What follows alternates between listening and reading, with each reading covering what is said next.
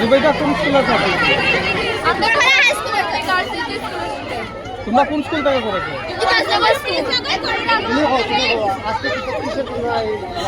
আমরা এখানে এই রাস্তা অবরোধ করছি কারণ আমাদের ওই বোনেরা মানে বড়খলার হাই স্কুলের একজন ছাত্রী আমাদের কৈশোর মেয়ে, ওনাকে নৃশংসভাবে হত্যা করা হয়েছে এবং ওই গাছে তুলে দেওয়া হয়েছে।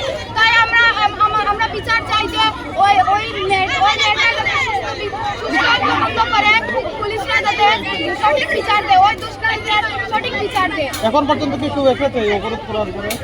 আমাদের মধ্যে কেউ আসেনি।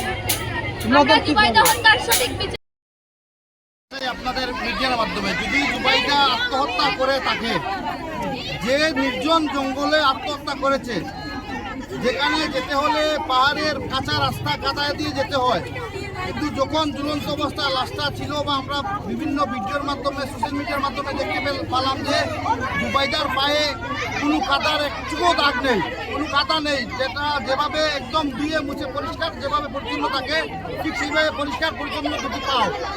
দ্বিতীয় প্রশ্ন হচ্ছে জুবাইদার পায়ের ঘন্টার নিচে কিছু ব্লাড দেখা গেছে। আমাদের প্রশ্ন হচ্ছে সেই ব্লাড কিসের, কেন ব্লাড মিলল জুবাইদার পায়ে? যদি আত্মহত্যা হয় তাহলে কেন এই নির্জন জঙ্গল বেছে নিতে হয়েছে জুবাইদাকে? কেন এত কিভাবে জুবাইদা এত উঁচু গাছের মধ্যে উঠে একা একা ফাঁসি লাগতে পারলো, বা কিভাবে যে উন্না দিয়ে ফাঁসি লেগেছে সেই উন্নাটা কিন্তু জুবাইদার নয়। আমরা যতটুকু জানতে পেরেছি যে উন্না দিয়ে ফাঁসি লেগেছে সেই উন্না পর্যন্ত জুবাইদার নয়।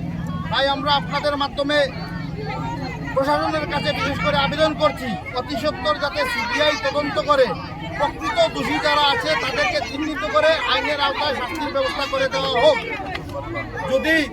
যদি আগামী দুদিনের ভিতরে আমরা এর কোনো সুরাহা না পাই, জুবাইদা হত্যার যদি কোনো সুষ্ঠু তদন্ত আমরা না দেখতে পাই, তাহলে আগামী সোমবারে আমরা টিলাবাজার স্কুলের ছাত্রছাত্রীদের নিয়ে রাস্তা অবরোধ করব। আগামীতে কৈলাসহর এবং কৈলাসহর থেকে আমরা আগরতলা পর্যন্ত আমাদের আন্দোলনকে নিয়ে যাব। যতদিন পর্যন্ত আমরা জুবাইদার ন্যায় বিচার পাইতে আমরা পাচ্ছি না, ততদিন পর্যন্ত আমরা এই রাস্তা ছাড়বো না এবং আমাদের আন্দোলন অনবরত। আত্মহত্যা যদি হয়, এত ঘন জঙ্গলে একটা মেয়ে কিভাবে গেল এবং এত উঁচু গাছের মধ্যে কিভাবে সে ফাঁসি লাগলো? আর যদি এটা আত্মহত্যা হয়ে থাকে তাহলে মেয়ের ডান হাতটা কিভাবে ভাঙলো? মেয়ের যেখানে ঘটনা ঘটেছে সেখান থেকে প্রায় 200 মিটার দূরে তার স্কুল ব্যাগ পাওয়া গেছে, প্রায় আরও 100 মিটার দূরে তার পায়ের জুতো মিলেছে। তাহলে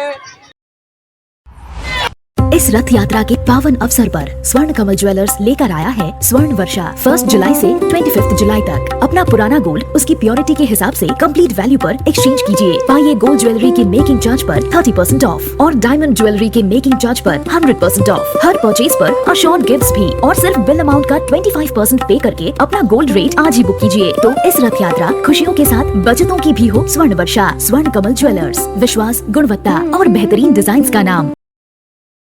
নার্সিং বা প্যারামেডিক্যাল কোর্সের জন্য কি আপনারা অন্য কোনো রাজ্যে যাওয়ার কথা ভাবছেন? বাড়ি থেকে দূরে থাকা, খরচ বেশি হওয়া আর নতুন পরিবেশে মানিয়ে নেওয়ার জন্য ঝামেলা, কেন এসবের মধ্যে যাবেন? এখন ত্রিপুরাতেই আপনাদের জন্য রয়েছে একটি দারুণ সুযোগ। আমি বলছি বিনায়কা ইনস্টিটিউট অফ হেলথ সায়েন্সেস এর জন্য, যেখানে অ্যাডমিশন প্রসেস শুরু হয়ে গেছে। জিএনএম, বিএসসি নার্সিং, বিএমএনএস আর বিএমএরাইট এর মতো ক্যারিয়ার ওরিয়েন্টেড কোর্সেস এর জন্য অ্যাডমিশন আরও।